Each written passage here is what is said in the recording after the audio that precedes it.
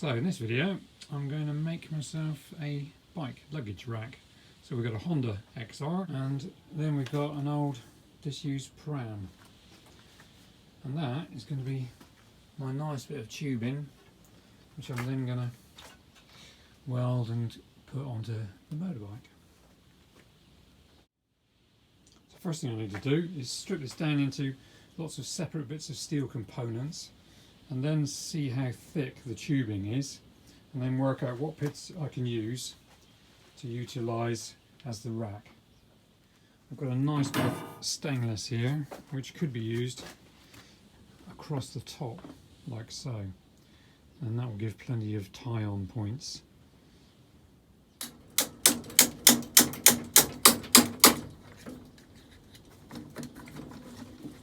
Most of it's riveted together, so get the grinder out and do a bit of cutting.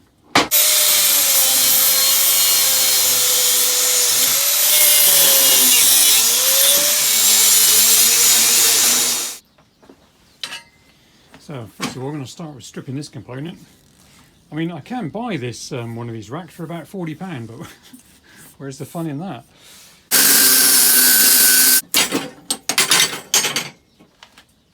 Nice, right, that's a nice shape. Let's see how well it fits. So, something like that. Although, I'm just seeing, yes, that's a nice sweep down. So, you never know, that might work better.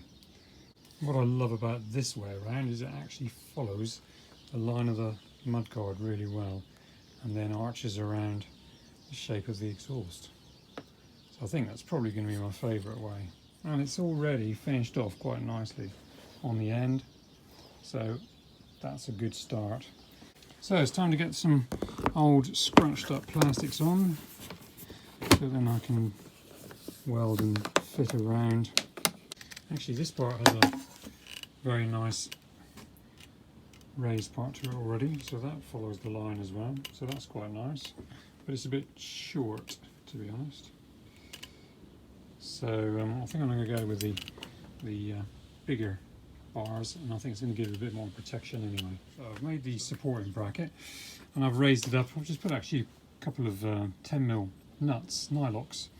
I was going to machine down this nice little aluminium handle and put some spacers in there, but to be honest, the nylocks have got an extra flange on them and they might stay.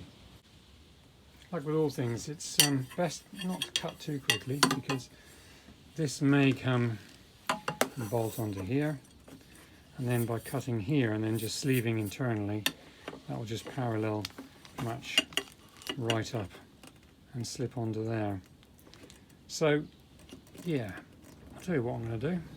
I'm going to sleep on it and catch up with it tomorrow.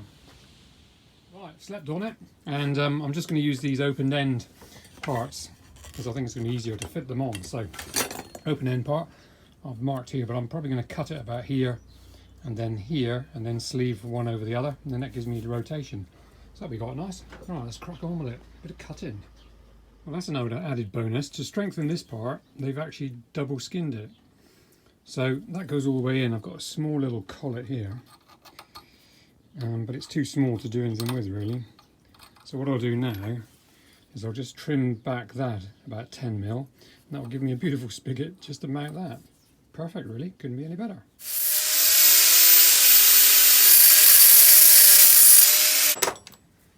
Lovely jubbly.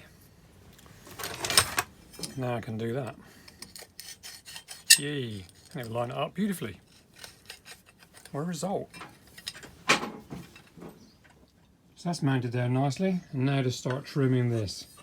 Key thing is obviously start further away and then bring it back until it's looking right. And I think I'm going to sweep it out as long as I can, and because I can always cut it back. It's always difficult to join stuff back on. There you go, some nice little flowing lines there now. The only thing I've got to do is stop it interfering with the rear view of the light. So yeah, it's looking alright so far. Just pretty much doing all this by eye, a little bit of tape for measuring.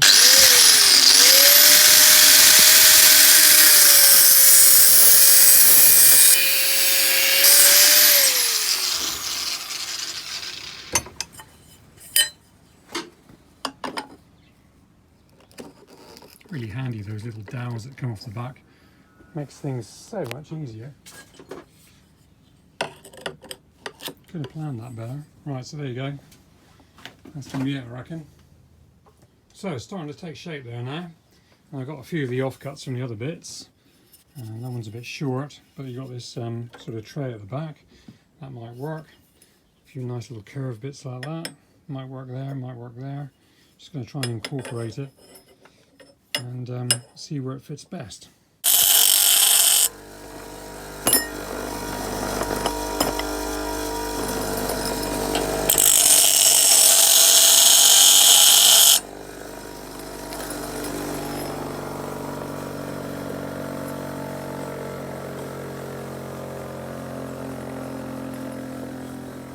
Something like that.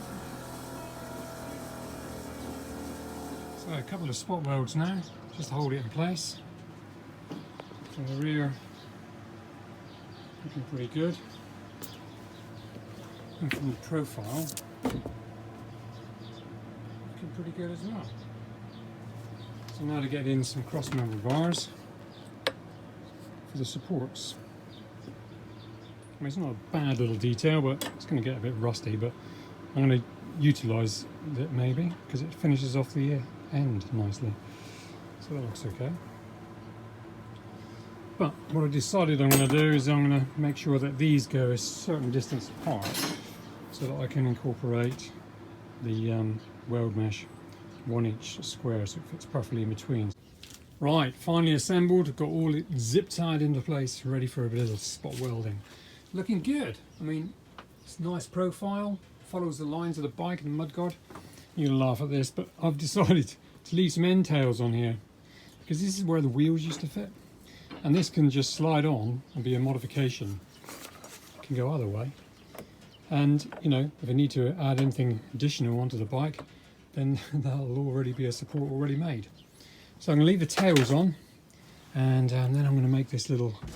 This is going to go on just to finish that off, which can be removed, and then the additional tail could be put on. And of course I've got a few extra bits. This is some of the trims, so this can go on as a nice finished detail to finish it off. So that'll look okay. Or like I say, I can put that grid on, and there's a few bits and pieces here. Still, I've got loads of bits left. So this can all be used and utilised. I can put on some additional flaring each end or at the back to protect the exhaust or whatever really. So yes, looking alright. I'm going to start welding now, but first of all I'm going to go have something to eat because I'm starving and I know my missus has been cooking, so let's go and take a look. Well, the drying rack's gone, but I wonder what's in here. Oh, lovely. Peanut butter, date, cashew nut cookies. Very nice. I better have my lunch first then. Well, that didn't take long. Right, let's get some spot welding going on now. So yeah, I'm happy with it all. Just going to get it in place.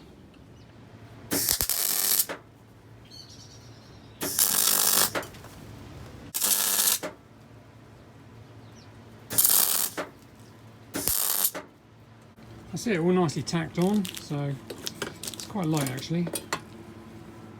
So I've just got to clean up the bars, do a little bit more welding and fill up these little gaps because I needed to do that. Yeah, ready to get the brackets on and fit into place.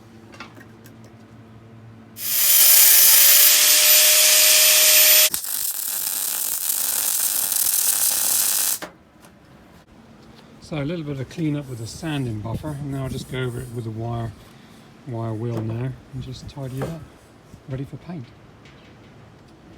Right, final bit of tacking, and just the bracket to do here now.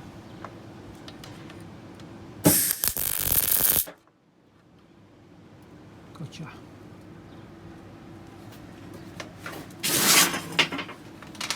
So that's looking good. So I'm going to put some dome nuts in there, some hex dome nuts, that'll be fine.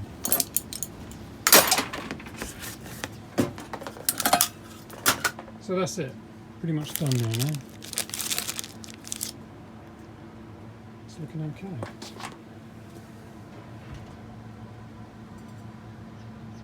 That's it, I'm all done.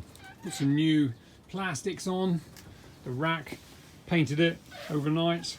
It's nice and dry now, and I like it. I've got these holes here I'm going to leave so just in case I want to add something, although the little pins that I took out, they actually drop down in. I could weld them on for tie points, but to be honest, I've got the mesh in there and that's going to be a good fixing anyway. So plastic's looking good. From the rear, looking good. And of course the only thing to do now is go out and test it.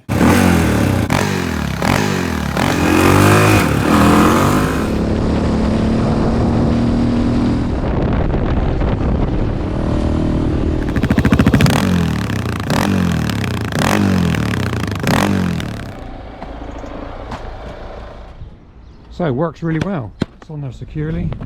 All my shopping. Yeah.